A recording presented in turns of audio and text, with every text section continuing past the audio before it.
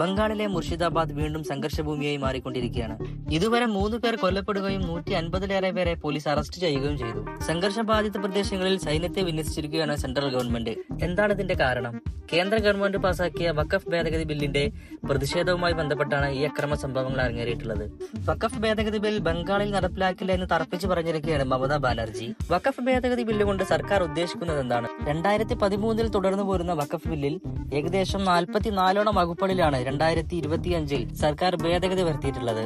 ഒരു വ്യക്തി അയാളുടെ സ്വത്തുക്കൾ ദാനമായോ കാരുണ്യ പ്രവർത്തനമായോ അല്ലെങ്കിൽ വ്യക്തിപരമായ കാരണത്താലോ പള്ളിക്ക് വിട്ടുകൊടുക്കുന്നതിനെയാണ് വഖഫ് ബിൽ എന്ന് പറയുന്നത്. ഇതുപോലുള്ള സ്വത്തുവകകൾ നിയന്ത്രിക്കാനായി ഓരോ സംസ്ഥാനങ്ങളിലും വഖഫ് ബോർഡും കേന്ദ്രത്തിൽ വഖഫ് കൗൺസിലുകളും രൂപീകരിച്ചിട്ടുണ്ട്. ഇനി സർക്കാരിന്റെ പുതിയ ഭേദഗതികൾ പരിശോധിക്കാം. ഇനി മുതൽ മതിയായ രേഖകളില്ലാതെ വഖഫ് ഭൂമി രജിസ്ട്രേഷൻ ചെയ്യാൻ സാധിക്കുന്നതല്ല. കൂടാതെ 5 വർഷമെങ്കിലും ഇസ്ലാം മത വിശ്വാസിയായി ജീവിച്ച ആളായിരിക്കണം. വഖഫ് സ്വത്തുക്കളുടെ വിനിയോഗം നിയന്ത്രിക്കുകയും അതിൽ തീരുമാനമെടുക്കാനുള്ള അവകാശം നഷ്ടമാവുകയും ചെയ്യും.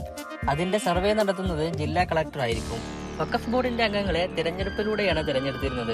എന്നാൽ ഇനി മുതൽ വേണമെങ്കിൽ മുഴുവൻ അംഗങ്ങളെയും സർക്കാരിന് നോമിനേറ്റ് ചെയ്യാം. ഇതിലൂടെ വഖഫിന്റെ പൂർണ്ണമായ അധികാരം നഷ്ടമാകും എന്നുള്ള ഭയമാണ് പ്രതിഷേധങ്ങൾക്കുള്ള കാരണങ്ങളിൽപ്പെടുന്നത്.